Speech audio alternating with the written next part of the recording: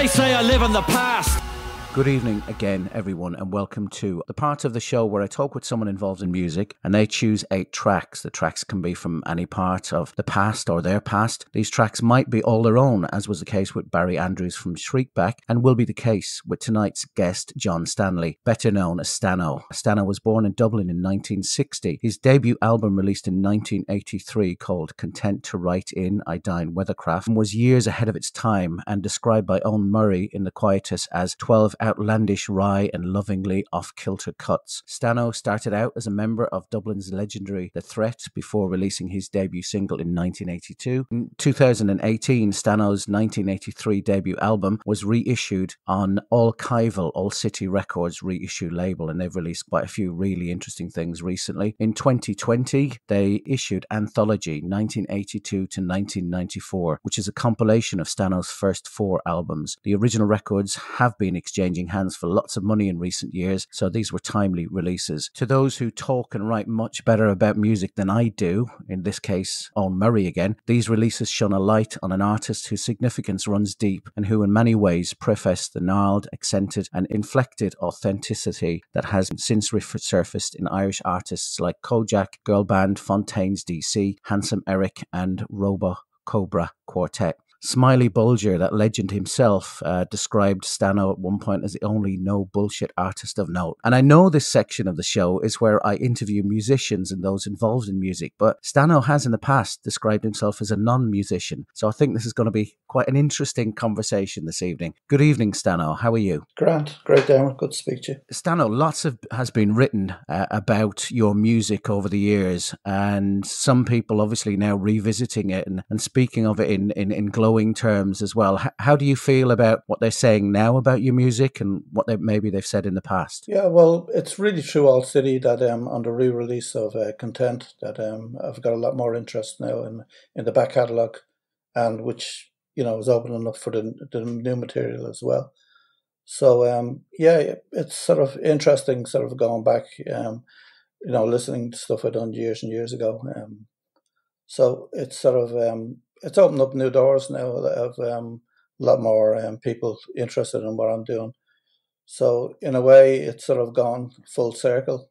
And, you know, when I work in the studio, like, as I said before, I'm a non-musician. And so the studio really is my instrument. I have my own recording studio and a lot of effects, which I, you know, when I work with a musician on a one-to-one level, I just sit in with them. I basically make backing tracks on computer now. I used to make them years ago with just on tape machines and almost like soundscapes. So I'd bring a musician in into the studio. I'd sit down with them, explain about what I'm looking for and the mood I'm looking for, and they'd start to play. And maybe 10 seconds in, it could be a minute in, it could be 2 minutes in, they'd play something that would just strike a chord with me, and then that would be the direction that I'd go. So we'd sort of drop in and out of, you know, you'd play for a minute, and I'd say, okay, I really like what you done there, and then they'd go off and maybe play something that I didn't like, and I'd stop them. And so it's an editing process of making music and being affected by it in the moment when I'm there with them. So it's almost like laying a foundation down, and then brick by brick, I'm sort of building the track. Right. And do you, because it's great that you've got your own studio, because you'd need the time with something like that, I imagine. Do you have an idea of where it's going, or does it evolve? I mean, I mentioned Barry Andrews earlier, and it was interesting. You know, they're on album number 16 or whatever now, and I know you're up on high numbers as well. But he said when they get together, Shriekback, it's kind of like there's a monster in the room somewhere in the corner. They don't know what it is yet. It's the album that they will put together, but they just need the time to put things together, and they'll have some ideas, but it evolves within the studio. Is that always how you've worked yourself? Yeah, it's nearly identical. Like I came from punk rock, you know, in the early days, which my very first musical, you know, sort of getting involved in music was sitting outside the door of a band rehearsing and listening to them, and eventually they were the threat. And then when the band broke up, I came back a while later, and I got to know the lead singer, Maurice Foley. So I used to sit in the sessions with them, and, you know, they'd be playing riffs and bits and pieces, and I'd say, I like that one there, I don't like that, like this. So in a way, I started to produce and started to sort of piece music together even before I went to a studio. And then I had a little tape recorder, and I used to bring the tape recorder with me and tape, and I'd bring it home, and I'd find little nuggets of really interesting stuff. And that's where that's went from there to the recording studio. So I mean, a lot of the time I would sometimes I'm looking for melodies, sometimes I was looking for noise. A lot of the time I get a lot of stuff, would you believe, from when musicians are not really thinking. I always say to them, like, stop thinking, close your brain down, just be in the moment. So I'm searching with the musician, and I sort of like knocking them out of their own comfort zone. And in a way, a tour thing happens. It's almost like that monster in the room. You're searching for something, and you don't know what it is until you hit on it. And it's a gut reaction. It's sort of you just react to the sound or the melody that's coming out, and that sends you in a certain direction. Yeah. And where did that come from, Stano? I mean, you growing up in Ireland in the 60s and 70s, were you coming from a musical background at home? I know you were spotted early on as somebody who had a way with language, a way with words. Was music something that you were listening to as you were growing up at home? Well, when I was young, it was just really the radio, like the usual radio stuff I'd hear, like the sweet David Bowie and sort of, all that sort of type of music, Susie Quattro, and which was really strange. I remember this strange thing happened. We never had music in the house. There was always parties in the house, and there would be people singing unaccompanied. But when I was younger, I was mainly into, I had a lot of dogs and animals, and I used to hang around the fields in Artane. So before Artane was there, and then Coolock didn't exist, so I'd be up in the fields all day. And in a way, sort of bit by bit, when I became 14, or when I got to 14 or 15 years of age, when I was in school, I just wrote this story one day, and it was a daydream that I wrote. And the teacher, took note of it, and they published it in the school magazine. And they were saying, like, would you consider, becoming a writer? And I had no interest in that at all in it. But about 6 months later, I'd got an album, Hard Rain by Bob Dylan, and we hadn't actually got a record player, would you believe? My sister was given the album, and she hated the album. But a shop down the road had burned down, an old electrical shop, and everybody had ran in there and grabbed it for these record players. Of course, I was too late. So a day later, I go down, and it was just heaps and heaps of burnt out wood and stuff. And I spent about a day digging it. I looked like a coal man when I came home. And I had this little black record deck, and the thing was working. And the only thing in the house was the Bob Dylan album. And I put it on. God, I hated it. I just thought, what in the name of God is this? But because there was nothing else, I played it over a period of the week, and then I became a massive fan of Bob Dylan. And Hard Rain, became the album that sort of opened the door for me. It was really visual. I used to sit there listening to it, and it sort of evoked different memories and it triggered sort of ideas in my head. And then similarly, about a year later, I got Patti Smith's album Horses, and that same thing again. That storytelling, that sort of painting words with picture painting worlds with pictures. And then around the same time, I was listening to John Peel. I just started to listen to John Peel. And I used to listen to John Peel up in my bedroom, up in the attic, and it'd be late at night in the dark. So in a way, there was no other distractions around. You were just in the dark listening to the radio, and I was coming across all this new music. So in a way, the music planted in my brain, and the way I thought about music was very visual. And even though they were short little punk songs, they were really vibrant. And I'm dyslexic as well, and so I sort of find ways in the studio and how to put things together that were unusual. And the punk thing just enabled me to sort of express myself. And what I took from punk was like, be yourself, be original, and I took that literally, and to this day, that's what I do. I know already this hour is going to go into 2 hours, so this is going to be broadcast over 2 parts because I'm not cutting you off at any point. You're too interesting. And we're going to play the first track, and I think we'll jump backwards and forwards in your timeline as well, because obviously this is from your first album, Intent to Write in I Dine Weathercraft. Where's the title from? Them titles were just little poems. I used to have these little ideas and little poems, and it was a very strange thing. My grandfather, who lived in Morecambe in England, he died about 20 years ago. I remember one day talking to him, and I was trying to figure where I got these weird little titles from, and what part of the family they were coming from. Because I used to say to my grandfather, like, where are you going? And he'd say, the back of beyond where spiders walk on crutches. Excellent. So he had a strange mind, and like he's buried in Morecambe, and on his gravestone we have the world is upside down and inside Well, out. that's where it comes from.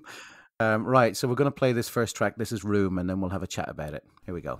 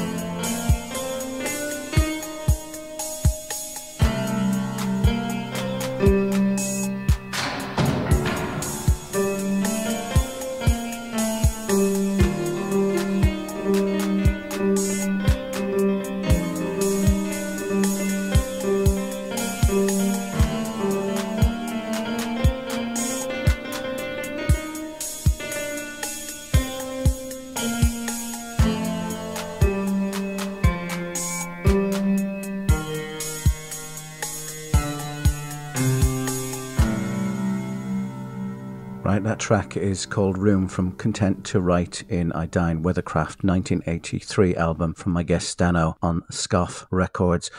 So Stano, can you recall putting together that album? Was that you producing everything, or did I read that Donald Lunny was involved, or was that was earlier actually? That was with The Threat, wasn't it? Yeah, Donald did the first single, The Threat, but the Content album was myself and a guy called Dave Freedy. He actually passed away about 4 weeks ago. Really nice man. But it's unusual in the recording studio. Like over the years, you find people that you can work with, and a lot of the time, because my ideas were so unusual and I was maybe breaking the mold, a lot of people I used to have a lot of fights in the studio, not physical fights, but people saying you can't do this and you can't do that. But Dave Freely was one of the first guys that I came across who, anything I suggested, he let me do.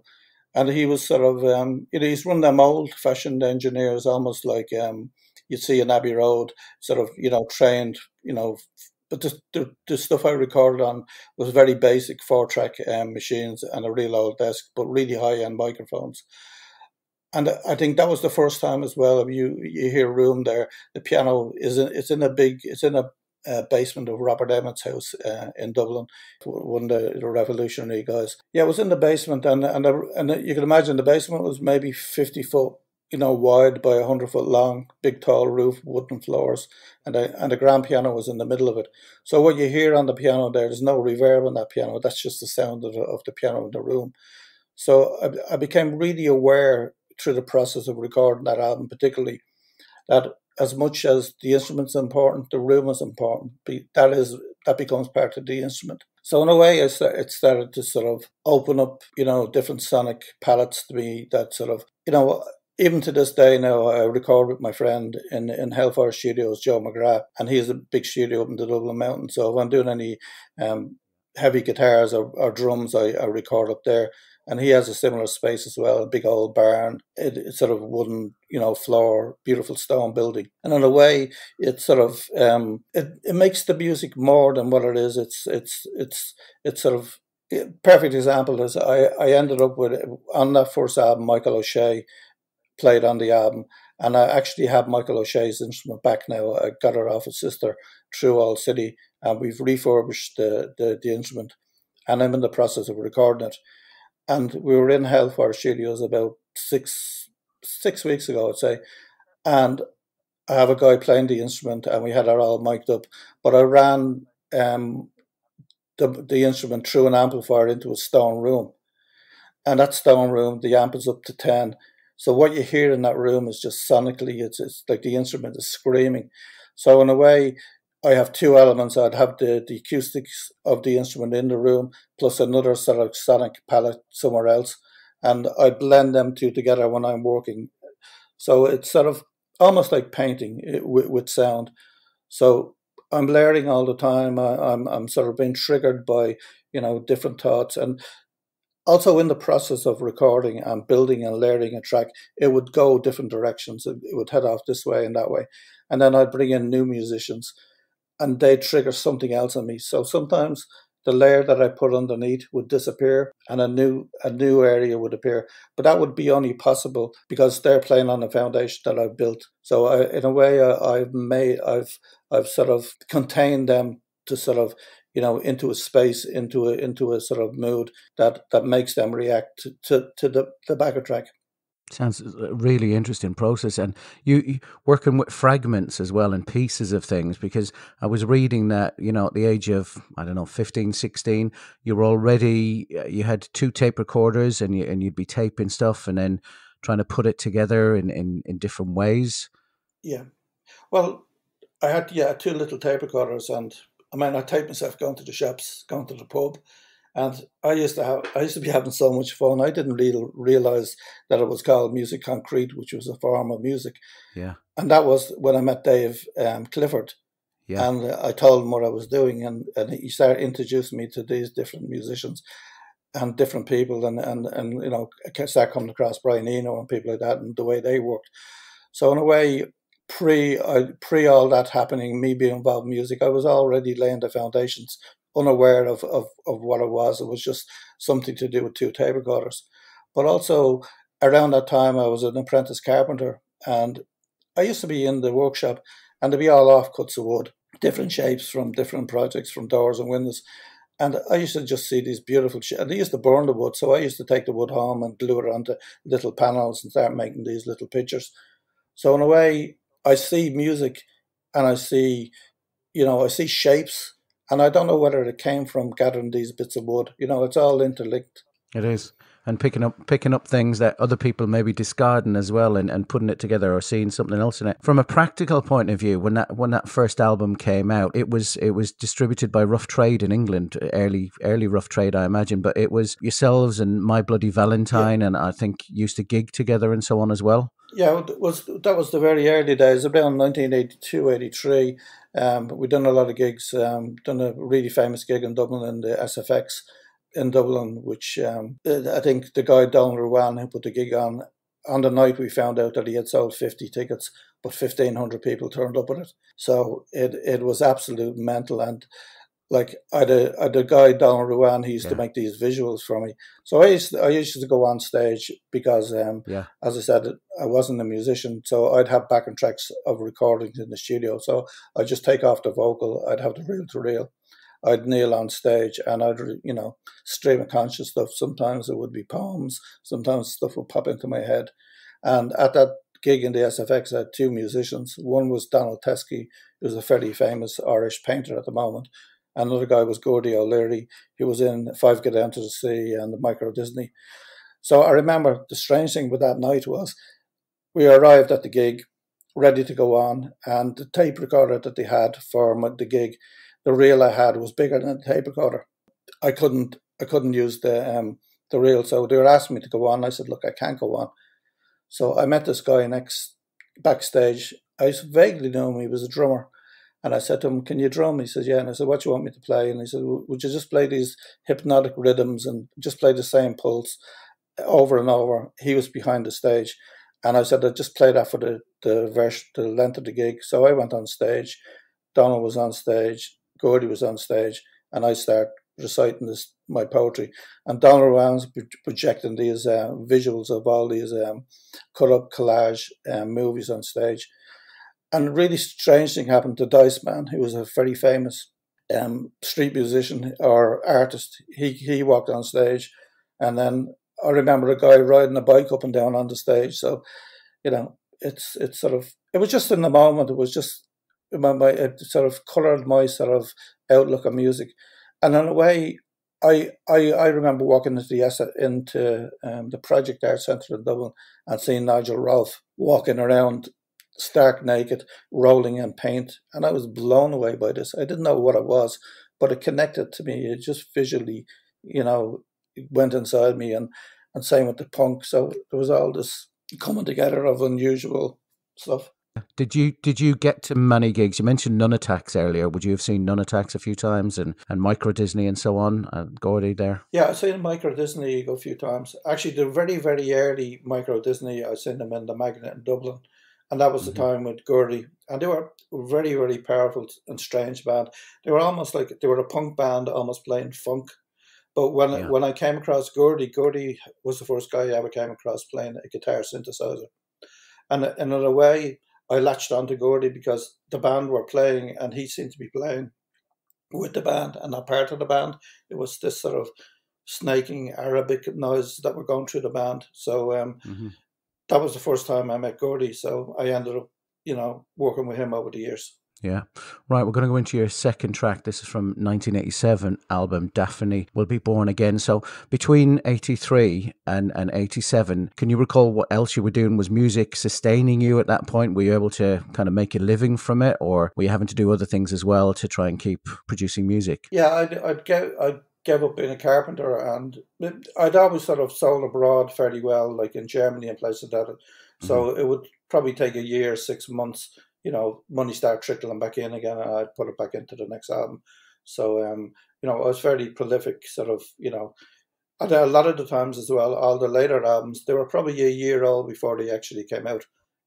Such was the things years and years ago, trying to put stuff together. Which was, in a way probably better, because today, I know we'll talk a bit later maybe about bands today, but a lot of bands today, there's the DIY culture again, where you can do a lot yourself in your own studio with a piece of equipment, but you can get it onto Bandcamp, within a couple of hours, and you can get it out there as well, which, as I've said to other guests and chatted about, is probably, it's got its positives, but it's also got its negatives in terms of you feel that you have to get music out very quickly. If you've not had something out in the last 2 months, then you may be forgotten. When you were working on Daphne Will Be Born Again, was that an album that you had studio time for again and you could take your time over, or was it something that you needed to get done in a short space of time and had kind of fragments already for it? Well, the studio was STS in Dublin, and they had an instrument called the Fairlight, and that was the first time I came across. It was one of the very, very early samplers. I mean, at the time they were absolute, they cost a fortune. So I was in the studio and I got access to the instrument. But I remember I got some money back from royalties. I got about £800 in, and that's all I had to spend, So I went in and I done a deal with them, and I think I got about 4 or 5 days. So within that time, I worked with an engineer called Sean Devitt, and that's what came out. And the reason why there's no vocals on it, I just hadn't got time to do vocals. So there's one spoken word piece by a friend of mine who's translated one of my poems into French, but that was actually put down as it was going to tape in one take. So it was just done, as I said, that's all the money I had and that's all I could afford. So that's the way it came out. And in a way, it's a good way, because it sort of it knocks you out of your way of working. That sort of, you're not repeating yourself. You have to be on your toes all the time, and it sort of, it gives a totally different perspective. And in a way, when you're working that quickly, but also in the background, I would be writing all the time, and would be lots of side projects, just going on. So I'd be jumping from one to the other. And in a way, what you said there about Bandcamp and all that, it's really, really good. But sometimes I think that sort of a lot of people are recording at home, and they're isolated, and they haven't got someone to, they haven't got time to step back and have a listen to something. So in a way, I've been working on tracks. For some tracks I've been working on for 5 or 6 years. They're still not finished. So it's sort of, it's a different process. It's I mean, years and years ago, as I said before, it was all done on 4-track, and you had to have a really skilled person to put it together to make something that was worthwhile. So, an engineer, really good engineer, was vital, as part of the whole process.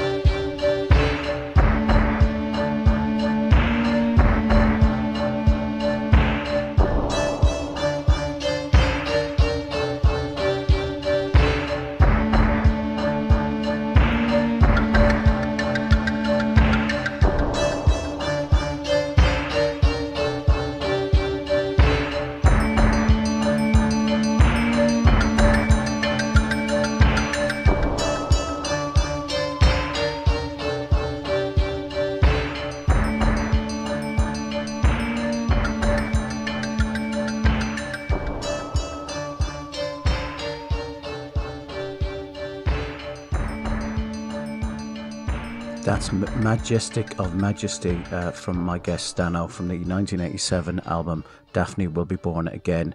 In terms of playing live, you've mentioned it earlier, it's not something that you felt you wanted to do. Was there a fear there as well that you might be forced to play live if you were producing these recordings from a commercial point of view? Yeah, Well, the first gig I ever actually done was in Project Art Centre, and it was a night that Dave Clifford was putting on. I think Michael Disney were involved, and uh, Jack Knife Jack Knife Lee he used in Casablanca Moon.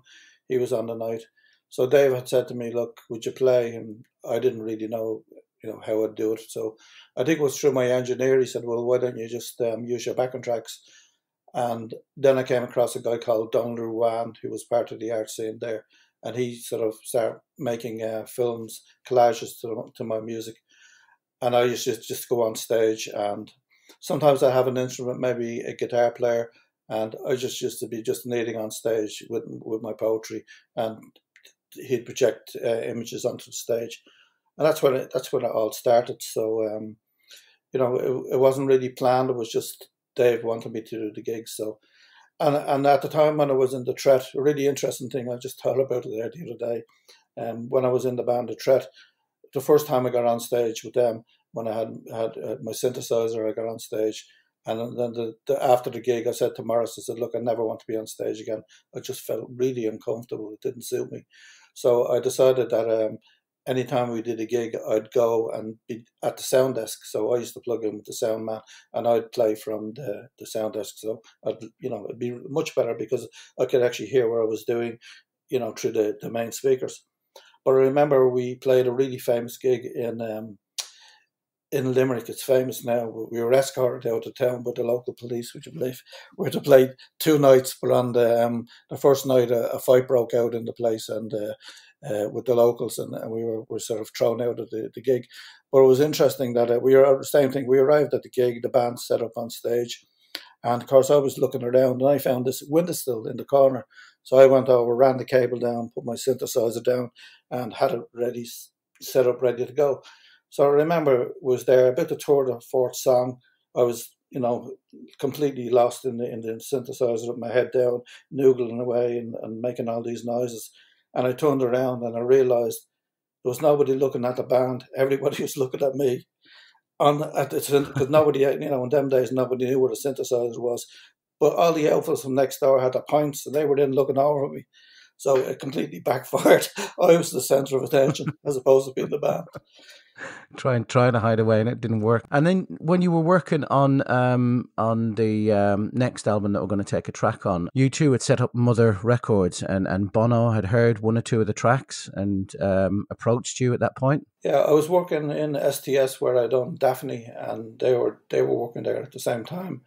And an engineer that was working with me had said that Bono was interested in hearing what I was doing, so I gave him a cassette of the Only album, and then I got a message back saying would I meet him, and I met him, and we talked about the whole album. So they had set up Mother Records, and they wanted to put the album out. So that's how that came about.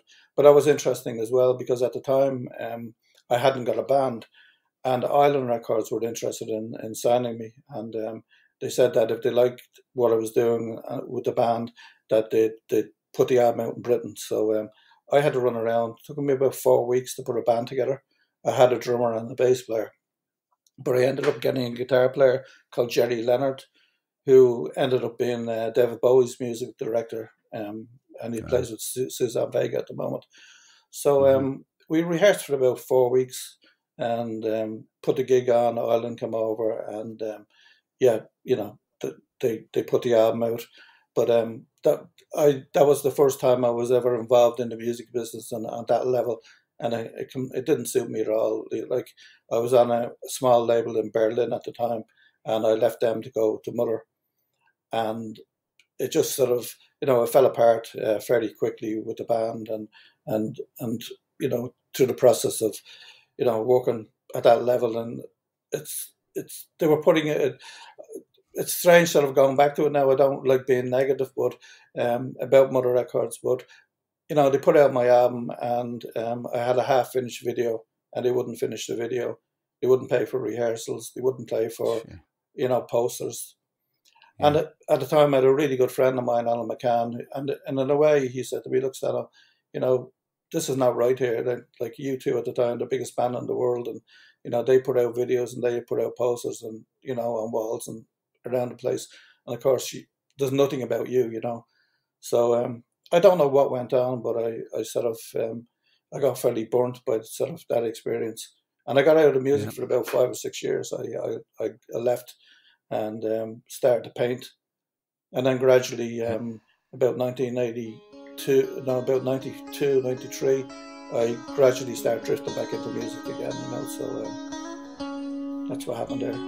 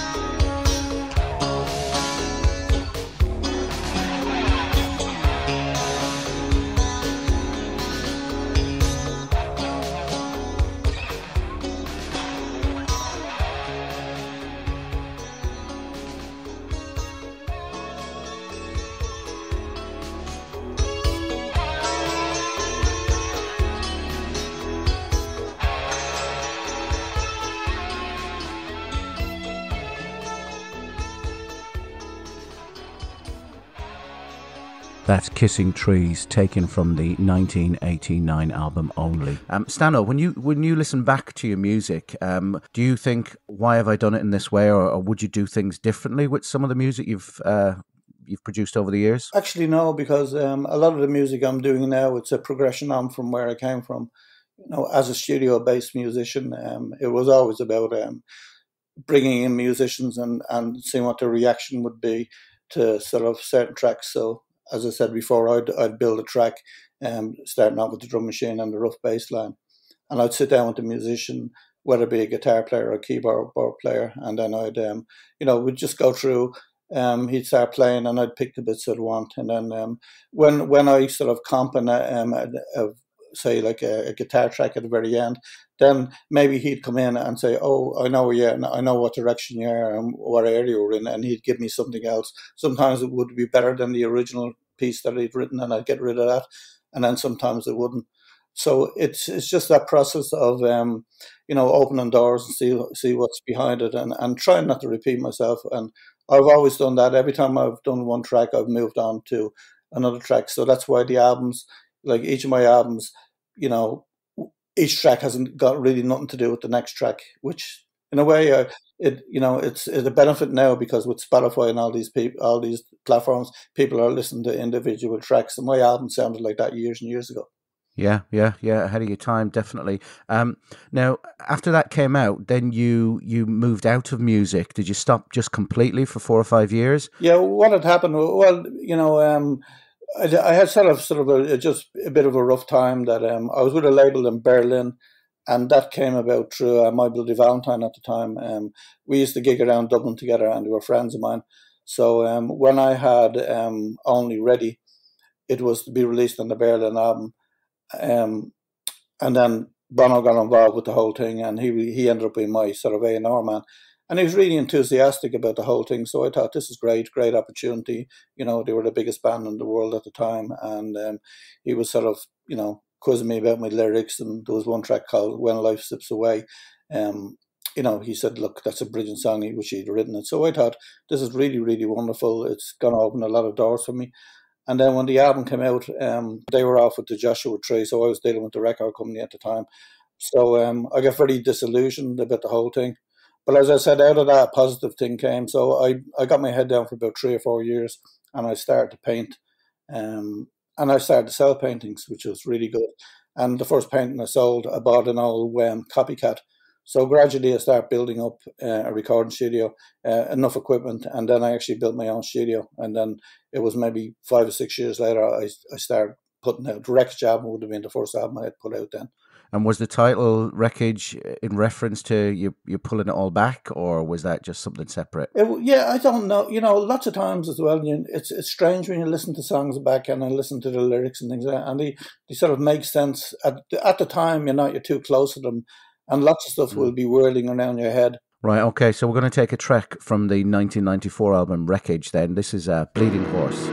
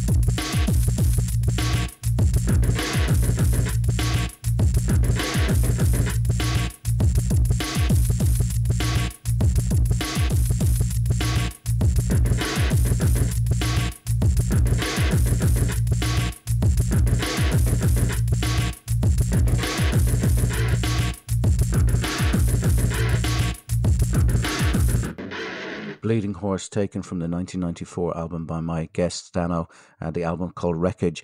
Stano, it's hypnotic. That's another hypnotic track. I think that word is probably overused for some of your music as well. What music were you listening to? Because I know you involve musicians from lots of different genres. So back in the mid-90s, were you listening to contemporary music at the time, or were you just focused on your own music? I was just listening generally to stuff, that I'd come across through friends and that. But around that time as well, I was listening to a lot of Philip Glass. I got interested in Philip Glass and Steve Reich. So that sort of area. And what had happened with that piece, Colin McKeesock, My Bloody Valentine, was in Dublin for a while, and we started to work together. So he was in the studio with me. And I'd been commissioned to do a small soundtrack for a film, and the money I got paid, I ended up buying a sampler, an S3000 sampler. So that was one of the first pieces that we actually worked on. It was I collect a lot of stuff. I had always recordings. I always had tape recorders and little bits and pieces. So I was collecting different guitar sounds. So a lot of the time as well, I'd do, before the band actually, or the musician would start to play, I'd always ask the engineer to start recording before, because I've always found the interesting stuff. Because sometimes, like, you'd go into the studio with someone and, they'd be setting up and really interesting things happen. And then when you press play, they revert back to sort of generic sounds or something like that. And then I'd have that as ammunition to go back and say, look, what you were doing here is really interesting. But in that particular track, a guy called Donald Teskey, who's an artist friend of mine, he was in the studio, and he was just playing random guitar lines and bits and pieces. So they were sampled, and I was slowing them down. And Colin done the programming on the drums and bits of percussion, and he played a few little bits of keyboards. So that's really where that track came from. Have you produced other people's music, Stano? Yeah, I've actually, there's a band called Wormhole in Dublin. I don't know if you heard of them. I have, yeah. Yeah, they have a new album coming out on All City as well, and I produced their early album, so I've got that coming up. Also, the last album by Colin Hassett from Whipping Boy, I did his album. So over the years that people would approach me to sort of do production, I'd help them out really. I wouldn't really, charge money or anything like that. But if I liked them and they were friends of mine, I'd actually come in the studio and work with them.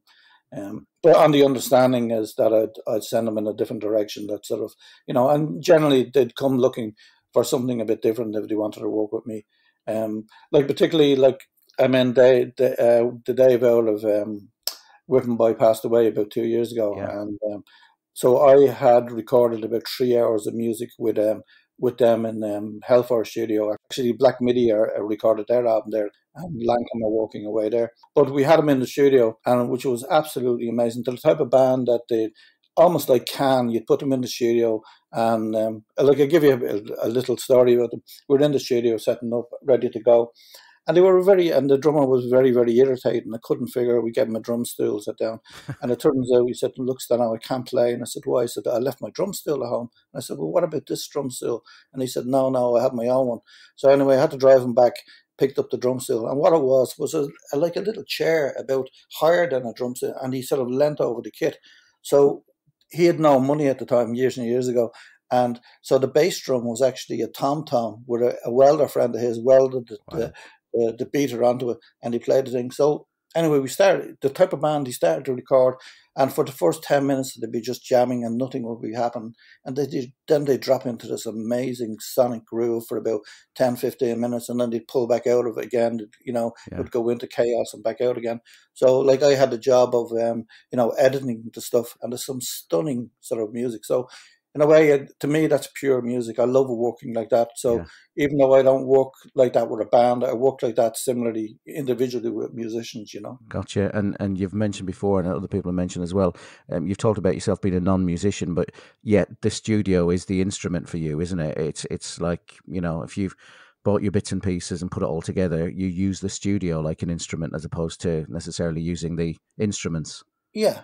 Well, at the end of the day, anybody, music is just a collection of sounds and chords and melodies, and no matter where you get them from, you're putting them together. So whether you individually play it or you don't, but also like my palette would be like, I'd have 10 different guitar players, because I remember over the years, I think a lot about music. So a lot of the time when I'm working on a track, I'd maybe do 5 or 6 mixes of it. But before the track is released, I'd be going into minute details of taking this out and doing this and doing that. So when I'm in the studio working away with, say, different musicians, I remember years and years ago looking at particularly at the very start where Room came from. I remember sitting down with Vinnie Murphy at the time, and we were sitting in his living room, and he started playing the piano, and I thought, geez, that's wonderful, brilliant. And I said, what's that you're playing? And he said, oh, nothing. And it was gone into the ether, disappeared. Jesus. So that's when I came back with the tape recorders next day, and he started jamming, and I took the bits and pieces. That's how it started. So in a way, another example was I did on one of the albums. I just can't think. I'm gone blank now. But anyway, I remember we were in the studio, and I went from tape to Pro Tools, and we were working away in Pro Tools. And because you can actually visually see the waveform, I brought in 5 different drummers.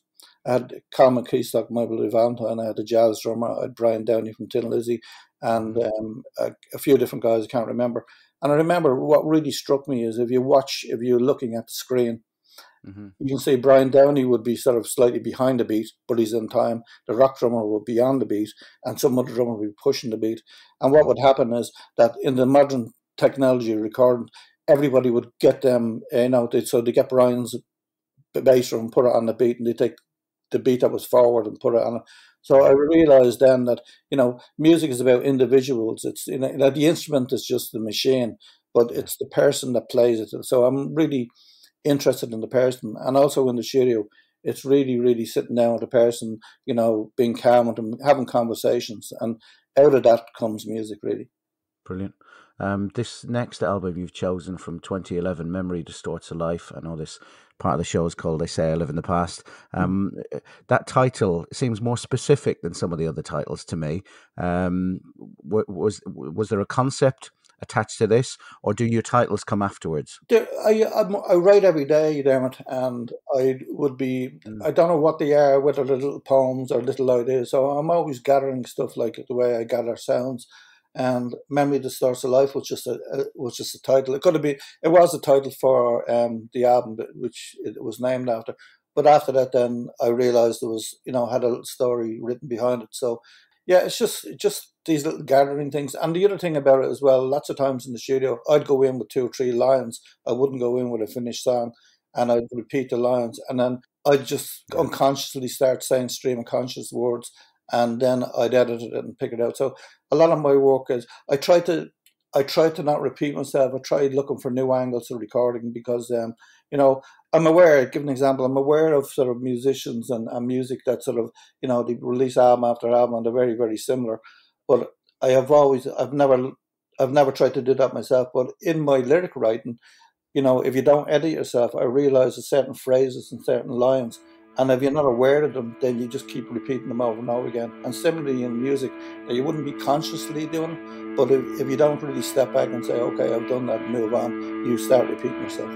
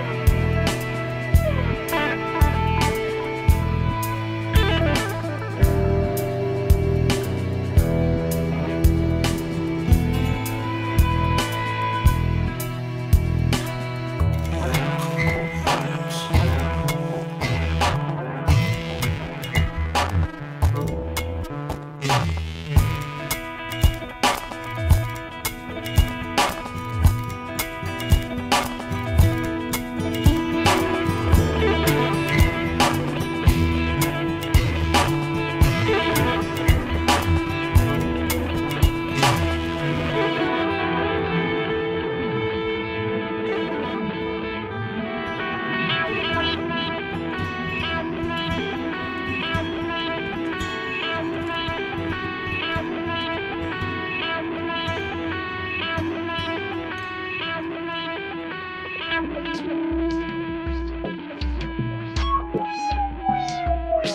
say I live in the past.